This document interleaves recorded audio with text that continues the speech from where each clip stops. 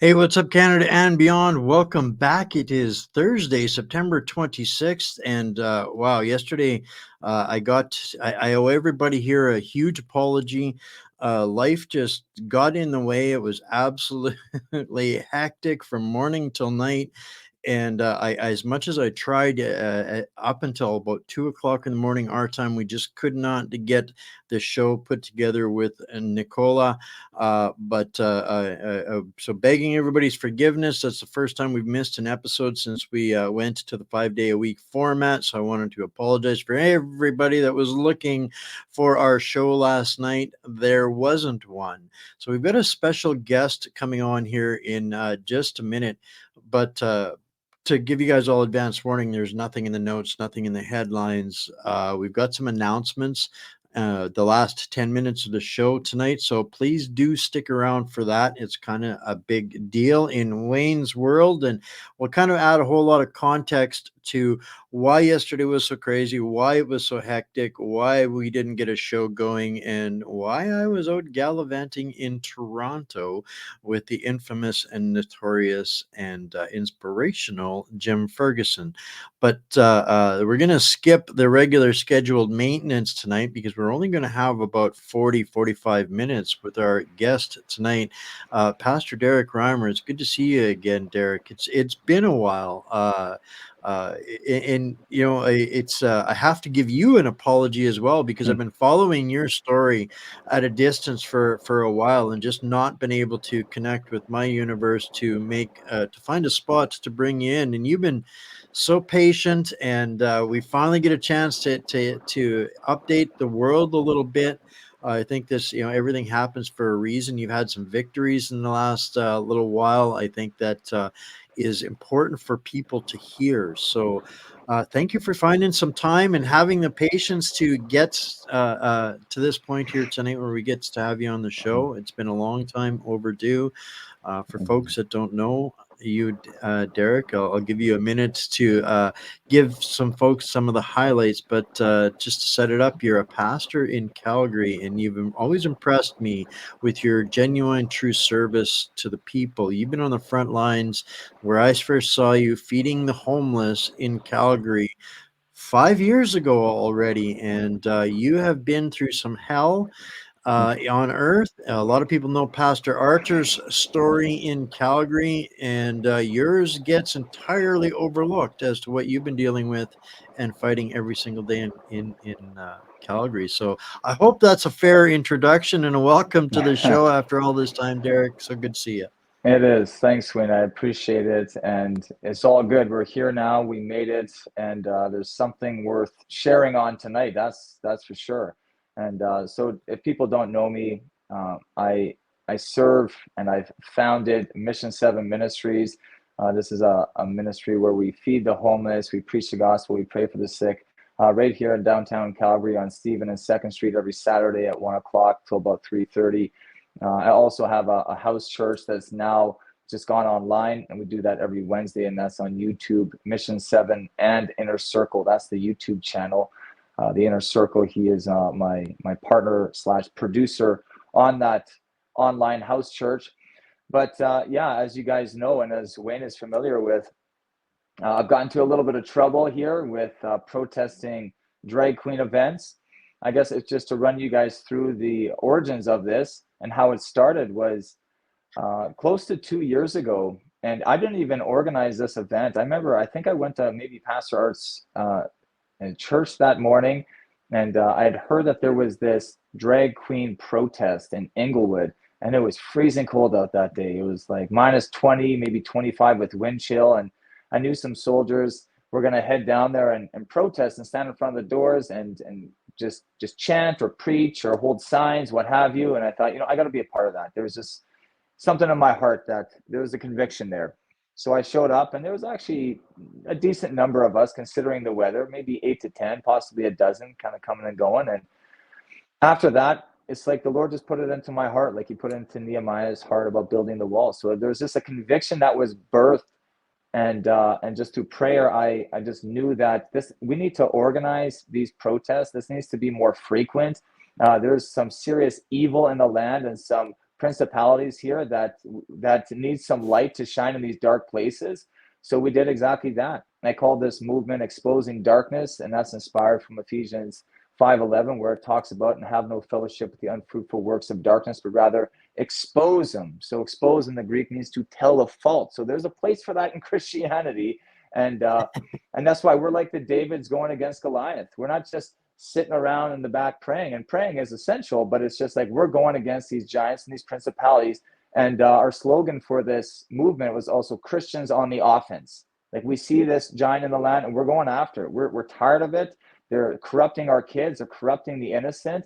And this fight isn't just exclusive to Christians, but you know what? I know Muslims that are involved in it, and just very passionate freedom fighters and people that don't make Jesus their Lord and King, but they want to protect these kids. And I stand with those people. We just had a beautiful rally last week with all kinds of different peoples of different faiths and beliefs, but we came and stood against drag queens and kings perverting and corrupting and sexualizing children. That's one of the most difficult battles to fight in Canada right now. So this is your fortitude and your stick to itiveness in all of this has taken you down a path I'm sure that you didn't expect. But I'm grateful that there are people out there like you that are doing this, that are capable, that are brave enough. And you mentioned that you got into a little bit of trouble. There's kind of a clip, and some people might not recognize you or the story so far, but if I play the clip, well, they're going to recognize it. So I've got this clip. I'm going to pull it up here for folks, and I think this will kind of set up. You've kind of given us the context as to why you were there. Why you were called to be there. But this is what happened when you got there.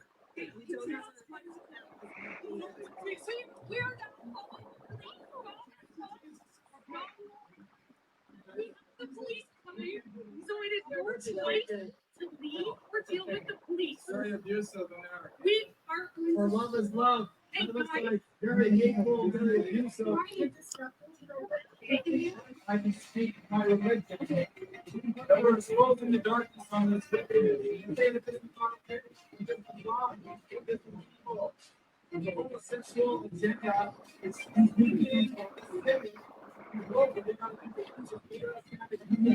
now is the time for community to rise up and push back when there's wickedness. We've had enough. We've had enough of this darkness in our city.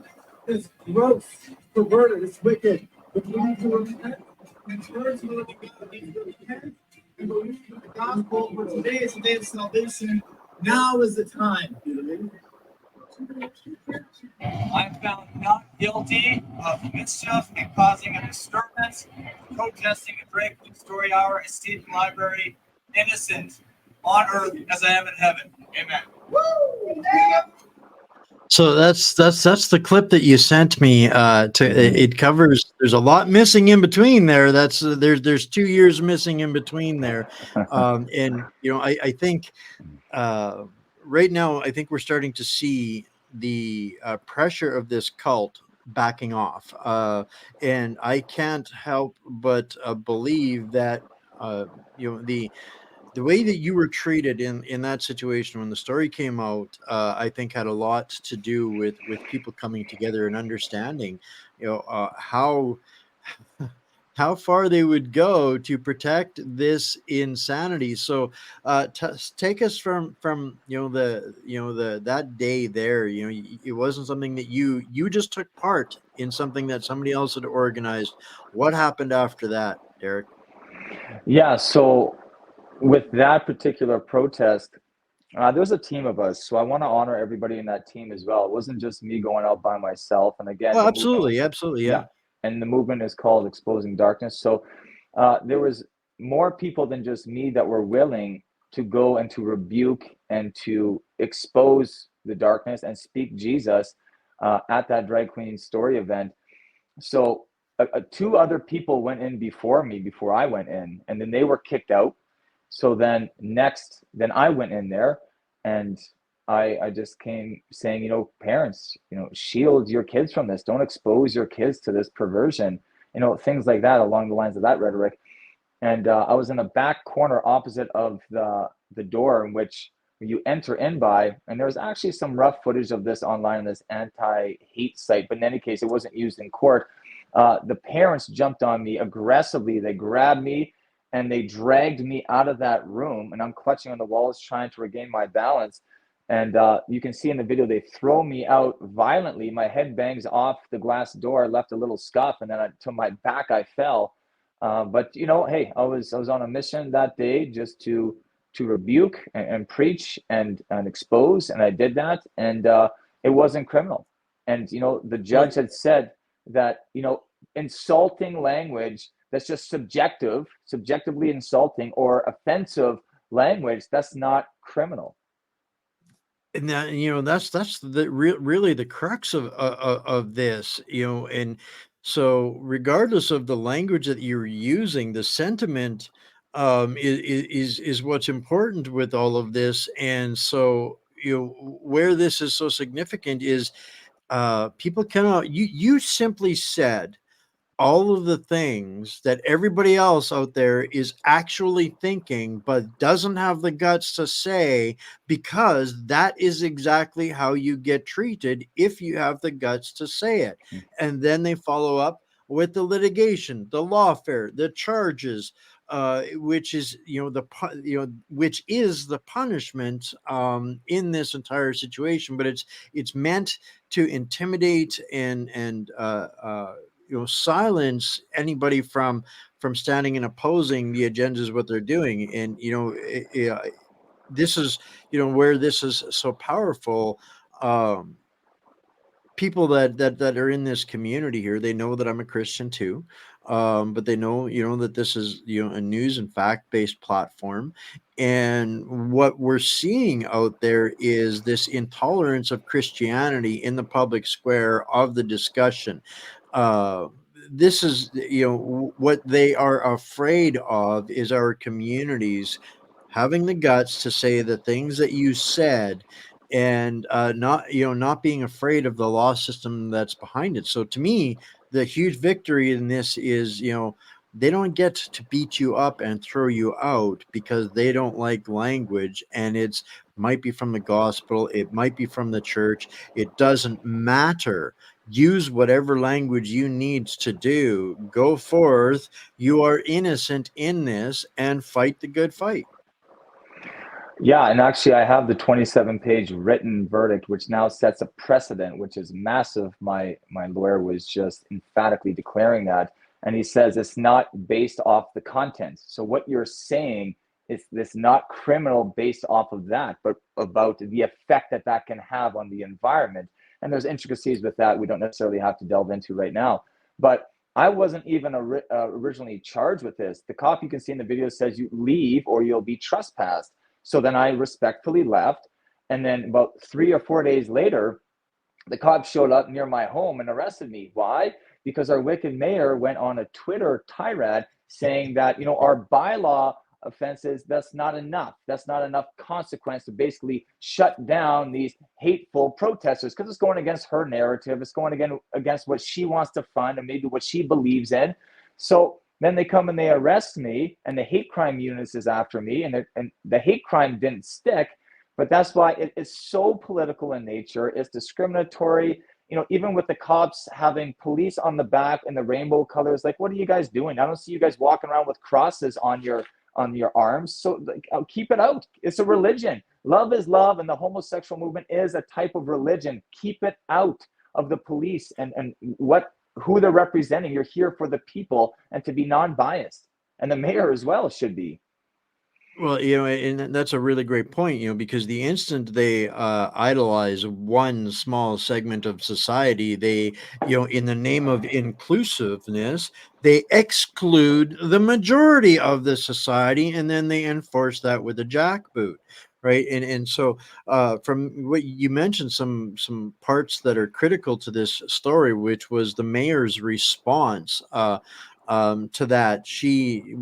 Am I right or am I wrong that she tried to make it a law to with $10,000 of fines in order if anybody wanted to protest any of this within Calgary. Am I mistaken in that? That was her response to Yeah. the outrage of this. So And to how did that clarify, go? yeah, to clarify that point. So after I was arrested because of her Twitter rant, and who knows what happens behind the scenes, right? But all of a sudden, coincidentally, cops come and arrest me. But then shortly after that, she implements at city council there that you can't be the hateful protesters, which is of course us. It's not the LGBTQ. No, it's the Christians that are coming against her favorite religion here in the city. No, it's us. We can't come within 100 meters of a drag venue or a homo venue event. And if we do, we can be subject up to fines of $10,000 max. And I think it's a half a year in jail, which is extremely severe. So I'm talking to lawyers. I'm very familiar with the Democracy Fund, Rebel News, as you know. So we're having conversations, and it was decided that, you know what, we're going to actually purposely break this. So they had recommended that not me to do it because I was already in a lot of hot water at the time. I had a bunch of charges, but that somebody else do that. So then we had a bit of a meeting. It's like, okay, who wants to challenge this? So I want to give credit where credit is due, and Larry Heather stepped up, and he was infringing on that imaginary 100-meter line there and that bylaw, and he actually got one of those tickets. So he's fighting that in court because we're trying to take territory back here. This is ridiculous. They are favoring these people, and it's one's now understood to be unconstitutional. So that trial is coming up, I think, next month. So we should keep him in our thoughts, prayers, and be supporting him if you're here in Calgary. Well, this is a really important because and where your case matters in this. So now the courts have already decided it's not hate speech, it's not criminal, but yet the mayor is trying to implement, and is this other individual charged under a 100-meter bubble of protection for these child predators. Right. Yeah. So how can that stand when it's now a precedent that anything that he says or does is not hate speech and not criminal? And we are still allowed the freedom of expression in this country, which is what they have, your case reestablished the precedent on. But this mayor is still this charge is still on the books. This individual is still undergoing the process of the punishment through the lawfare. Correct? Yeah. And what's scary in our judicial system and quite appalling is that you can have two judges that are vastly different in their discretion. So we have one judge who's just fact-based, and he's like, you know what, it's not about the content. Sure, he was maybe shouting and it could have been insulting language, but he's like, but that's not criminal. I'm not for drag reading. I'm not against it. I'm just looking at the evidence. So not guilty. Boom. Simple, cut and dry. And that's the right decision. And obviously it's bias, it comes from me, but no, I don't believe that that's criminal. Watch that video. Do you think that that's criminal? No, certainly not. But then on my criminal harassment case by Justice Molly, she had, by her discretion, the complainant or the library manager that had charged me, she never said that she was intimidated by me. She never said that she was fearing for her safety, but the judge had derived that understanding because she had changed her Facebook profile to friends only and shut down her LinkedIn account and some minor shifts in social media. So then she had determined, well, then this library manager must have been fearing for her safety, and Mr. Reimer must have intentionally came in to intimidate her and to make her scared. So therefore, I render this criminal harassment guilty. So it's totally insane. So by her feelings, this person's feelings, now my intentions are criminal harassment. And then to this judge, he's saying it's not about people's feelings. So that's what's so scary in our system. You have these judges that are on either ends of the spectrum. Some are swayed by the political, parameters or intricacies or direction, and some aren't. So that's why we're appealing that criminal harassment charge.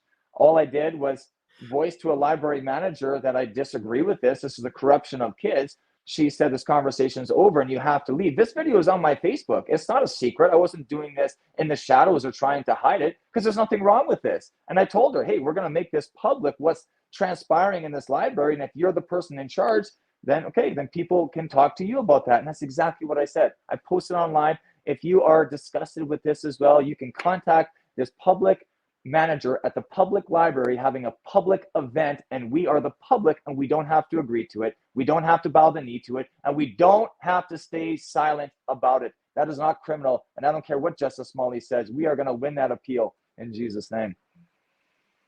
I love this, because you're exactly doing shining such a light on the hypocrisy of all of this. Your taxes go to fund those public events as much as anybody else's, but your opinion is not welcome at that.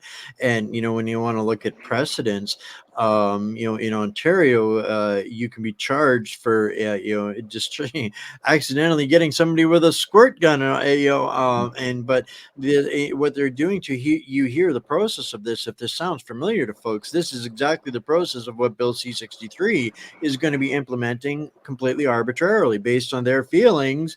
You can get charged and you will get drugged through the ringer on this kind of stuff. So this is again highlighting how important it is for the people to understand and know the impact of these cases, like the one you just got through, and now this is both charges were dismissed. Derek, is my understanding now? Yeah, I had a charge of mischief and causing a disturbance, and yeah, there wasn't sufficient evidence to prove that I was guilty of that. It did not cross the line. Actually, I have the article here on the Sun. Did not cross the line into being criminal. And hey, praise God for that. So this is I can't wrap my brain around. Somebody can be charged with assault because somebody got wet from a squirt gun, but yet what they did to you Right. and physically, I think there is more than just a couple of people that would not get their cases dismissed if they actually want to look at criminality within that situation. So this is again highlighting the bias of reality versus actual criminality. And it's absolutely beyond the absurd. Yeah, and that's why it's not just an opportunity for me to speak out, but it's a responsibility. And it's not about a popularity contest, but I want people to know this story. Even my lawyer said, that's great. Hey, if you got some big interviews, you can do it. I don't even need to be there, because it's just tell the story, show the injustice. And that's why I really appreciate my lawyer, Andrew Sawatsky. He's just believing in me. He believes in this fight, and he's just going to bat for me. And there was even this mention in the Epoch Times from the prosecutors saying this potential of possibly appealing it. And we were talking about it last night on my house church show. And my lawyer's response was, with a little bit of a chuckle, he said, bring it on. So I really appreciate him. He's not worried about it. And we're just moving with confidence. We got some momentum. The next verdict is October 7th. This is an alleged breach of my conditions. This is actually my second arrest. That was quite a spectacle. There was a bunch of supporters and friends around me, and the cops had said that I allegedly was inside of that 200 meters, not the 100-meter bylaw, but I couldn't be within 200 meters within a drag venue or a homosexual event. So the cops had claimed that I was within 200 meters, and they had immediately arrested me, and it was quite dramatic. Wow. Again, for something that isn't really breaking a law except an imaginary bubble the mayor has established to protect the predators that are destroying kids. This is just such and I hope the audience out there grasps the magnitude of what these self-anointed guardians of the demons, what lengths they'll go to, and they really don't doesn't seem to matter to them who's objecting. It's their way or you will be punished. Mm-hmm. Yeah, and just to run you through the rest of the story, after I was arrested, I got out and I went back and continued to protest. I got arrested the second time for allegedly breaching my conditions. And like I said, that verdict is on October 7th, which my lawyer feels confident about. After that, it was this Saddletown library where this incident with this library manager, I thought, well, I want to talk to who's in charge. And then shortly after that, I got charged with criminal harassment. I was picked up nearly a kilometer away from a drag event, just preaching by myself on the corner and doing a public announcement. I spent 43 days in jail. I've been on bail for over 18 months, 6 trials. I even got to make little notes of the highlights because the stats and all the information, I want to make sure that people are understanding, like you said, the magnitude of what is transpiring here in Calgary, Alberta. And we're not stopping. We're continuing this fight. We've had now, how many charges? I think six or seven wins so far. And the only conviction is of the harassment and a few breaches. But like I said, that one, we're going to appeal it. There is a sentencing for that criminal harassment charge on November 28th. So yeah, we're just gonna focus on those. But I just want to bring it back to when we were protesting for just a moment, because some people say like, oh, the methods, and I wouldn't do those methods. I would do it like this, do it like that. And that's great. Do it however God calls you into it. Do whatever is on your heart to do it. That's how he called me into it. And it was extremely effective. We had shut down the drag performance at Chinook Blast. And I say that one specifically because they were worried about our protest. Why are they worried about us? From like a kind of a carnal point of view. We're not threatening, we're not violent, we're peacefully protesting, which is our constitutional right. So what's the problem? But spiritually speaking, they are terrified. It's light against the darkness. They are worried, they are scared. Events were shutting down. When I was in jail for the first time, I heard that an event was canceled and our next planned protest. I laughed while I was in jail because there's a radio in there. It's worth it. I don't regret it. And a cop came on and made a statement in the Sun talking about Chinook Blast drag performance being canceled. He said that these protesters have canceled already 14 drag events. So then make that 15 with Chinook Blast, and who knows how many after that. So we know at least 15 events were shut down in a matter of, I would say, 4 to 6 weeks, maybe 8 weeks. That is significant. That is effective. And you don't have to fix anything if it's not broke. So just for those naysayers and the skeptics on our methods. Well, and it's interesting, man, and I'm glad you brought it back to that, about the methodology. That is, if people want to pick at the methodology, they misunderstand the rights to freedom of expression. If you're not doing harm physically or assaulting or attacking anybody, you have the by our law in a free and democratic society, the ability the right to express yourself, whether it's running around in a, uh, I shouldn't say that, but the convoy in Ottawa showed all different kinds of expression. Yeah. How is it that the community and the public and the media is supposed to stand against only one form of expression? You want to go out there and express yourself, you're treated as a criminal. If they want to run around, in their birthday suits with plastic toys glued all over them, go fill your boots is the general consensus. But to object to that is being criminalized and demonized but I'm going to spin that up a little bit to the number of events that have stopped. I think that they're absolutely losing steam throughout the entire country. I think I mean, at the end of the day, it was absolutely an unsustainable fad, anyways, driven by a highly funded organizational structure in order to destroy society for ulterior motives. That's a whole other story and conversation from there. But so I guess, how do you see, and I wanted to touch on this a little bit too, as much as I wanted to highlight the victories and what you guys are doing and talking about the tactics and like them or not, they're effective. People need to embrace whatever they can with wherever they've got with whatever they've got, in a peaceful and disruptive manner. I mean, I use the term satanic lullaby. We need to break that satanic lullaby, and that's not always going to be done comfortably or easily. We got to take people to the discomfort zone and have provocative, difficult discussions. And when they won't have those discussions in a reasonable fashion, when they exclude the majority to protect the minority, then the people are left no other options but to get more creative in their expression, shall we say, and force the uncomfortable discussions. So to spend a few minutes on some of the other uncomfortable discussions, I wanted to because I've got you on and you're from Calgary, a city that I'm connected to, and I have a deep love for.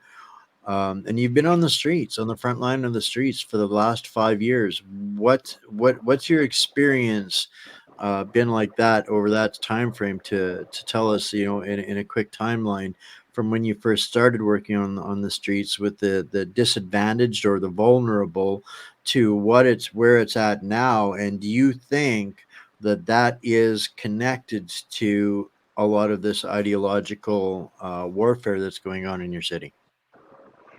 Wow, that's a pretty deep question. Yeah, well, I've been out there for over 8 years on the streets working with the homeless, and not just Calgary. We've had missions trips out to East Hastings, Vancouver, which is just, I call it like the Mount Everest of street ministry. It's just brutal down there. So many people on the streets, but focusing on Calgary, yeah, it's turned into just walking the streets by myself with a few people, with a team. Sometimes with you break up into two separate teams. We accumulated donations, significant amount of donations, where we would set up tables, and then we could put on a lunch. We could feed them, we could water them, give them coffee or juice, clothe them. We have hygiene products, and then preach, and someone plays music. So it's just like, street church with Pastor Artur Pawlowski. And, actually, truth be told, this was when I just became a Christian. I was going to a Christian concert, and I drove by street church, and I thought to myself, one day I want to give back like that. One day I want to help people like that too. And as I walked the streets and I was, blessing and praying for people and starting to feed them just individually, I never really thought like of that day. But then as the Lord took me into the calling, then I had remembered, oh yeah, that day when I saw a street church, and I thought, hey, one day that's a place that I could see myself in. So in any case, I just give full marks, got a lot of respect for street church. They've been out there on the streets for almost a quarter century and bearing a lot of fruit. But to bring it back, I don't know if I see a connection with that and the ideology. I know that the city, they don't care for the homeless. I know that they're not really looking after them in its fullness. And, with Christianity, we bring a love and a tenderness and a softness and a hope, and not just like these safe injection sites. I know people think what they think on that, but it's like, goodness gracious, we're going to give our money to have people administrate drugs and give other people drugs. Like, that's helping them. You're never going to convince me of that. And we want these people off drugs in Jesus' name. We want them to be delivered and set free and to live healthy lives and to get homes. And it's incredible because we've heard testimonies of that where, a guy said, hey, you prayed for me to get a home. And it was like that week I got a house, and I've been there ever since. And it had already been years, he said, and people have been delivered and come off drugs. So we've seen a lot of fruit, and it's been amazing. And, when COVID hits and the cops come around and, oh, you got a permit for this, or you guys got to go home because we tell you to, even though it's a ghost city, it's like, hey, we're serving these people. We love these people. We have food to give them, and they're going to come here and they're going to eat. And if you want to ticket me, then you go right ahead. But we're going to serve these people. So we've been constant with that and adamant in that calling. And then we're not going to be shaken from that, because that's given by the Lord. It's not given by man or the government. And we're not going to allow the cops to push us around like that. And to even bring it back to government and the mayor with the drag queen protest, what they're trying to do is to bully you into silence. They're trying to threaten you just kind of into submission and just bow the knee and just be quiet. And it's like, no, I will not be quiet. No, I am a preacher. I'm a minister. People call me pastor. I have a responsibility to voice the truth and to shine my light, and I will not be quiet. That's why you can throw all the weapons and all the fines and all the jail time at me, because God is on my side and I'm not concerned about what they'll all throw at me. So, and I want people to be inspired and encouraged to go and have a voice and speak the truth and expose the darkness. Uh, you know, I have to admit, I first met you in 2019 indirectly. You were, doing what you do on the streets, and then COVID came, and I got a chance to get to know, so much of the community in Calgary that's been resisting, and coming together, from whatever they're doing in Calgary, and I have to confess, that you guys have taught me a lot about perseverance, and conviction to the calling, whatever that might be, to help people, and understanding, particularly when COVID came around, that if we give up our humanity, there's nothing left. What are you fighting for if we we can't be human to each other? So Mhm. I learned a lot of that on the streets of Calgary, that you guys have been sharing and helping make better places for a long time now, where nobody else does or will, and you guys don't get, what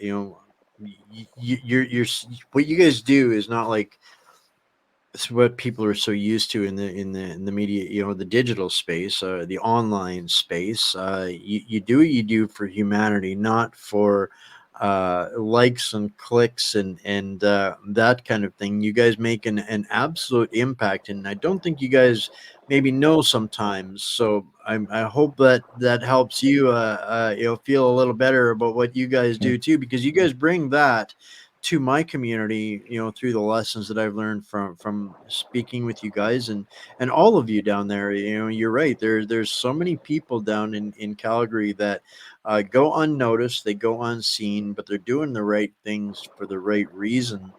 And we didn't get a chance to get a lot prepped for this, so I'll make sure to hold you to this right now, Derek, to send me the addresses and links to everything that our community needs to know to find you, follow you, get plugged into what you're doing, get involved with what you're doing in Calgary, learn from what you're doing in Calgary, being inspired by the people in Calgary, and for me, at the end of the day now, and I've just been saying this, articulated this thought recently. I've always had this innate understanding that it doesn't matter, at the end of the day, God wins. But what I learned to accept more recently is there's no contract that says I get to be here when that happens.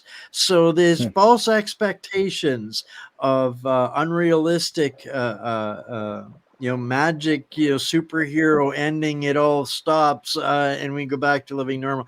That isn't going to happen. So it's best to just accept that and get to work and work every single day and help others learn to be better in doing whatever it is that they're doing in the community to resist and fight back this darkness.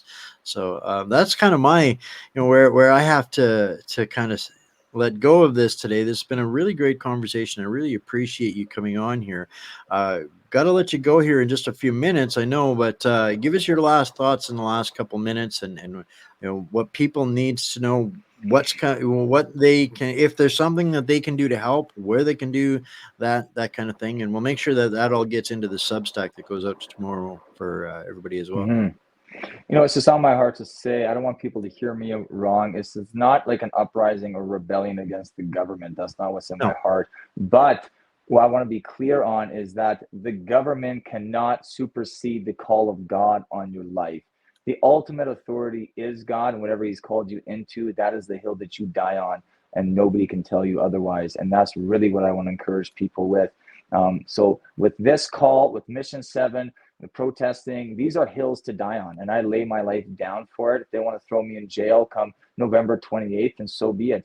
My wife and I are having our firstborn child at the beginning of November, and to be ripped away from my family would be heartbreaking, would be so difficult.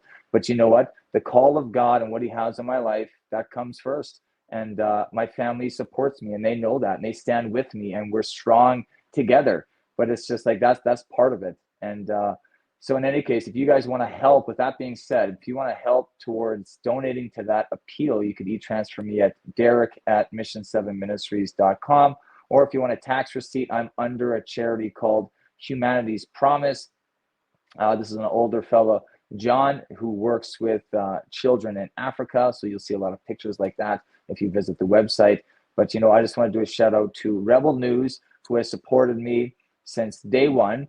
And also Derek Sloan has stepped in and raised money for me as well. So I really appreciate those people. And there's been some other pastors of my home church, First Love, and a pastor, Gary, he's donated as well. So just thank you, everybody, for your prayers, your support, your donations, and we're going to have more victories in Jesus' name. Thank you so much, Derek, for you being the man that you are. And the Canadians need a little bit more of that, and they need a little bit more of Derek Reimer.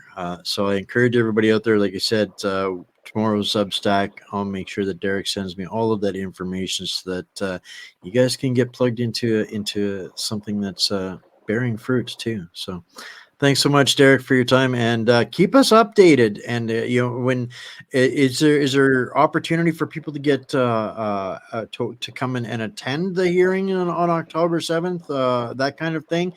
Can you get me those kinds of details too, so I can follow up with the community if there's anything way that they can get involved in that? Because we know how much impact it has when a courtroom is full of smiling, loving people. It shames those judges into doing the right thing sometimes, or at least makes them think about it. So holds them accountable a little bit more, and it has influence, because if they are going to send me to jail, it's going to upset the community. So then it weighs into their decision. Exactly.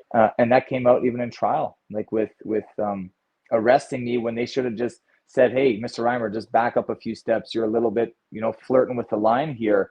So they do what's best for the community. And, the cops were in the wrong in some of their areas and their discretionary calls there. So in any case, you can follow me on Facebook, Derek, DerekReimer. Next trial is October 7th at the Calgary Courthouse.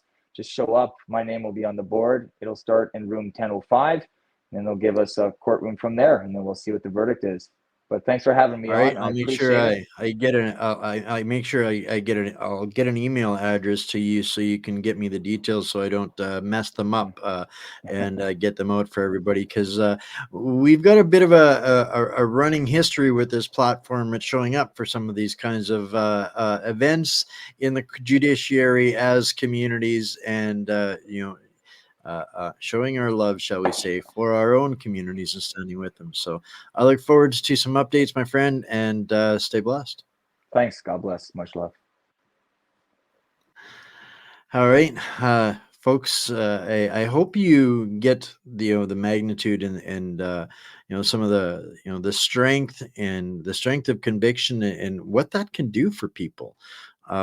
It makes a difference. It makes an impact. CBC, CTV, they're not going to come out and tell you guys that that you guys have been able to stop 15 of these events in one city. They're not going to talk about that. They're going to pillory you. They're going to attack you, call you names, pretend like you're criminals. And at the end of the day, they're never going to come out in the media or the news and apologize on behalf of the mayor and say, yeah, no, we got it wrong.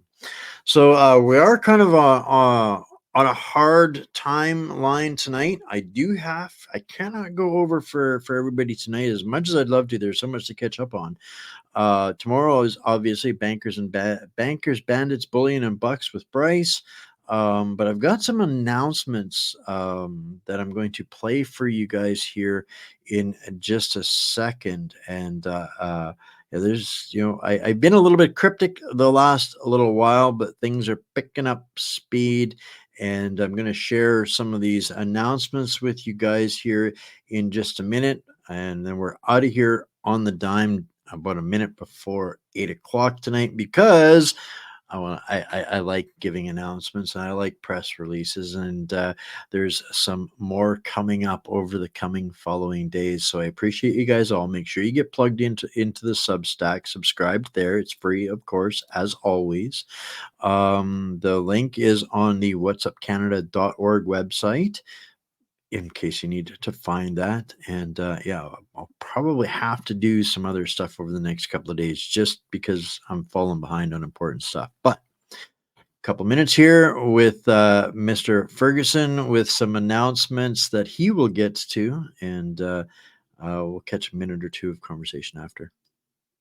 Hey, what's up, Canada and beyond? Welcome back. I know that you guys are all tuned in, waiting for Nicola Charles of the White Rabbit podcast tonight. But until then, we've got something even more interesting than twiddling your thumbs. We've got Mr. Jim Ferguson live and in the flesh. Jim, it is a real pleasure, after having done so many different things and events with you, to there's so many discussions that people can have in the flesh. You just cannot have through the digital waves, for as awesome and powerful as those things allow us to be.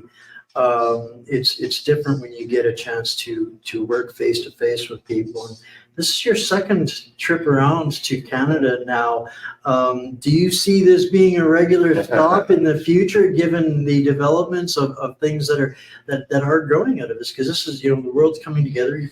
For people that aren't familiar, Jim's been on our platform many times. He's the head of the Freedom Train International, and this has been an organization that just through commonalities and common purpose and realizations is exploding worldwide. This is now your second trip to Canada. What's going on, Jim? There's a lot going on, I can assure you. And it's great to meet people actually in person, because that's a big part of why I came back, because I was here toward the end of October last year, flew into Toronto and then up to Ottawa. Christine Anderson, Eva Largroup were there, hung out with them for almost a week. Met some great leaders within the freedom movement here in Canada: Tamara Litch, Harold Juncker, Chris Barber, Eddie Cornell, Veterans for Freedom Canada, just some amazing people. And of course, you and I have been doing some stuff together, but this is the first time we've had a chance to meet. This guy's a big guy, by the way, taller than I expected. So, but there is a lot going on. And I've come back here. I've been across 3 provinces, Vancouver, I've been in Calgary, and I've also just last night in Winnipeg, Manitoba. And I was there as a guest of Laura Lynn Tyler Thompson, who you know very well indeed.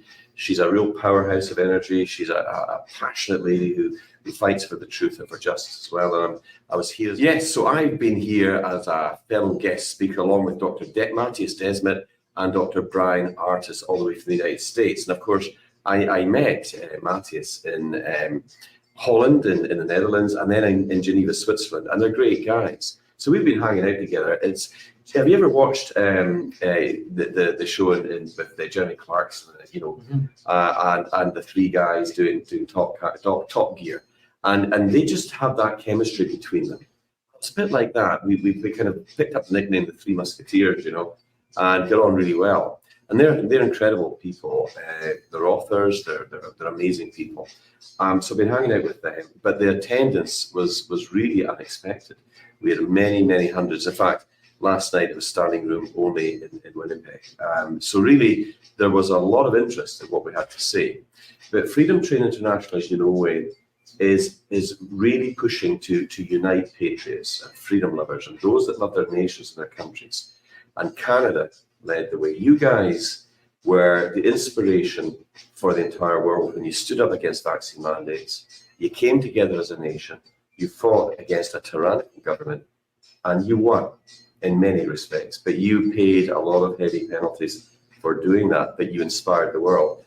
When I was here the last time, I vowed I would come back to Canada because of the effort that you guys put in. And the Freedom Train International was launched at the beginning of the year on the anniversary of the Canadian Truckers' Freedom Convoy, in respect and to pay tribute to the amazing work of these great spirited Canadian people. And I'm with another patriot this afternoon, having a great time, where we've got a special dinner arranged with you and your colleagues, and and many others that I hadn't had a chance to meet in person. So I'm really looking forward to meeting the rest when they come tonight. Well, one of the things that drew us together initially into starting to collaborate was, realizing that what our particular nations are being subjected to was not specific to those nations, that there's so many parallels across so many different nations, and so now this is getting close on a year later that since we started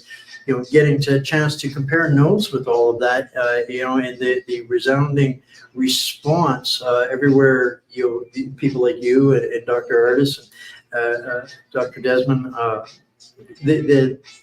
it's becoming international, the awareness and the level of awareness. And that was what really gravitated me towards you. And you were so gracious to join us for some international roundtables back, in the wintertime, last winter, that really, to me, was key in helping something that I thought was important. It was getting, the nations, the people of the nations to understand, that they're not alone. They're not alone in their suffering, and that every metric of suffering seems to be originating and stemming from the same organizations, unelected entities, and foreign governing bodies of nothing that produce nothing. And these are the nations that are these entities that are encroaching and destroying our nations, not just economically, but societally as well. So in the pursuit of that, this is kind of the first time people are going to get a chance to hear about this. And I'm kind of putting you on the spot a little bit with this, because I'm used to it. I really had a hard time keeping my mouth shut about what's going on. But having you here in the flesh, I can't think of a better time to talk a little bit about something that's international that you've been cooking up. Yeah, So, he's twisted my arm for you guys. So, yeah. so tell us a little bit about this new and unprecedented idea that you're working so hard towards. So what I've been doing over the last 4 or 5 months is visiting many countries. I've been to Ireland, I've been to the Netherlands 3 times, I've been to Denmark, and of course I've been all over the UK. And that was sort of setting the stage for what was going to come. And we have started to actually appoint Freedom Train International ambassadors to different countries. So we now have ambassadors in Australia, New Zealand, Canada, of which Wayne Peters is an ambassador, and I'm so pleased to have you on board.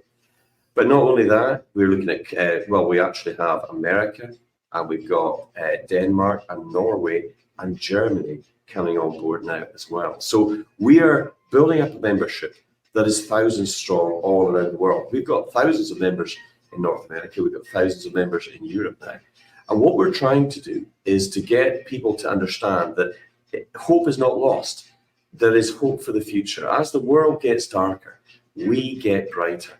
And amazing Canadian patriots like Wayne are a blessing, really, to us in the freedom movement, because you're a gifted speaker. Your knowledge and depth of knowledge of geopolitical matters and other things that are going on in Canada is second to none. I've learned a vast amount just through speaking to you.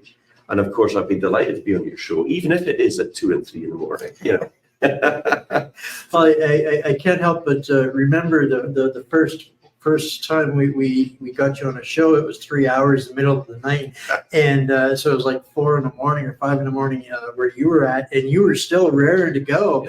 And but after 3 hours, the rest of us were kind of dragging our butts. But Jim, you were all fired up. Oh, I'm pumped up. But we are now going to be doing something. Hopefully on the 1st of November, we are going to have a 24-hour Freedom Conference marathon. That's right. It's going to run non-stop for 24 hours. I'm going to lead it. I'm going to launch it. And then these amazing Canadian ambassadors and those in Germany and those in Australia and New Zealand and America and all around the world, they're then going to come in as hosts, and you're going to bring your own guests in. And we're going to have different themes, different topics of discussion. We're going to get some amazing people on the show, and some very well-known people are coming in. We won't give away just too much at this point, but I'm excited.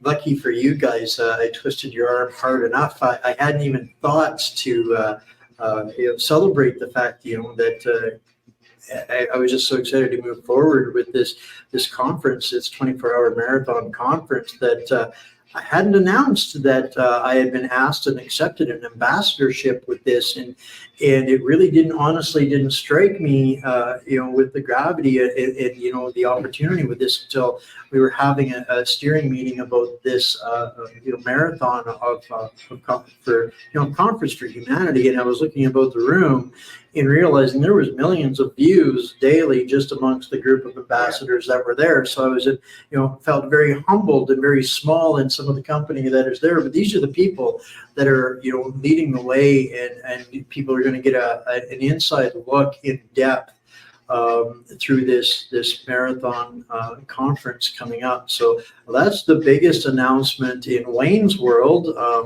times two in this little segment. So there's a lot going on here today. I do have a show supposedly tentatively scheduled for a little later tonight with another amazing speaker that you'll probably see in that telethon without giving away too much.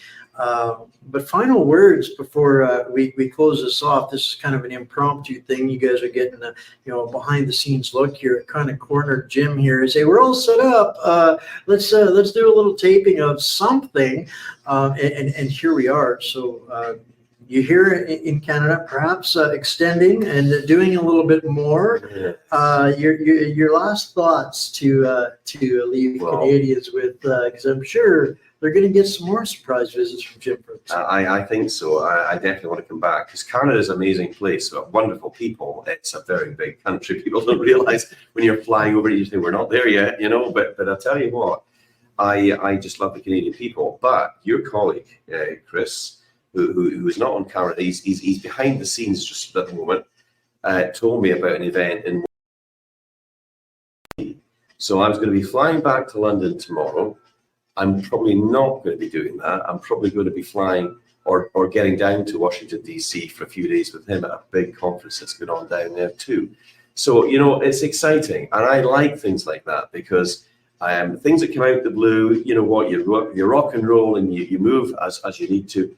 But I love the American people too, and it'd be great to get down there. So all being well, you'll be hearing reports from me coming from the heart of Washington, D.C. So it should be interesting. But my final words would be to say a huge thank you to you and your colleagues for hosting me here. I'm looking forward to having dinner tonight with some real good friends and patriots. It's going to be good fun. And to all of the Canadian people that I met, and maybe even those that I haven't met, just keep on fighting the good fight. Hold the line, as I like to tell people. Hold the line. And you know something? You're going to get there. We're all collectively coming together as humanity, and that will form the bastion of humanity's fight back against the globalists. So stay strong, stay free, and it's a pleasure to be here with you again. Thank you so much for your time. Stay well, everybody.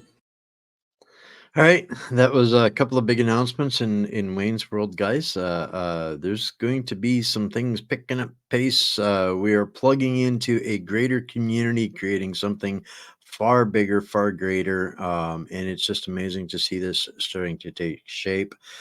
Yeah, interesting story there. Jim showed up yesterday. I was asked if I could help film some interviews. I did that, and I invited Chris Vleck of TFM Reports to come and join us. And Jim shanghaied himself when he heard some of what we were plugged into here in Canada when he got onto in with the boots on the ground gang here and had a chance to digest a little bit. So yesterday, Jim got a drink from the Fire Hose of Canada, and he rearranged his schedule, shanghaied himself, and will be embedded. The plan is we'll be embedded in the the convoy to DC this weekend for, I think it's the Restoring the Republic event. So yeah, Jim get plugged into the TFM report. You can get them on LGM as well. If you don't know that, that's Chris Fleck and Jody Ledgerwood. So yeah, some big stuff happening, and I could not be more grateful for, we're proud. You guys are the best online community out there going, bar none. It's you guys. I tell people when they first get introduced to this platform and this community, one of the first questions they ask often is how big is your audience? And I said, I don't have a clue. I don't have an audience. We have a community. Where these people are just good people. They know what to do, and when they get enough information, they don't need to be told what to do. They just go do. So this is a community that that's what I tell people when I'm introducing them to you guys and bringing them into this community. And this is where we are all in this together. Absolutely. So we're not worrying about who's fallen behind. They'll catch up if they want to. Talking about this, with Jim yesterday, I see a lot of people that are using the words of hopelessness. Well, they're manifesting that. And I've come to a firm decision. It's easy to be hopeless, but it's a choice. Hope, so long as we have breath, we have hope. And so we can choose to use our energy with that breath as, for hopelessness or for help, and keep moving forward. So it's absolutely about attitude, and we're absolutely winning, guys. And so I hope you guys get a lot of that out of what we were able to put together over the last couple of days. Congratulations to y'all for becoming international ambassadors in a greater community.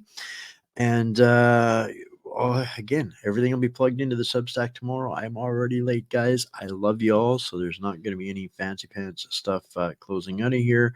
We'll see you tomorrow, 7 o'clock Eastern, with Bryce for Bankers Bandit, Bullion and Bucks. Love you all. Stay mighty, my friends, patriots, prisoners, and hostages. We got this. Bye for now.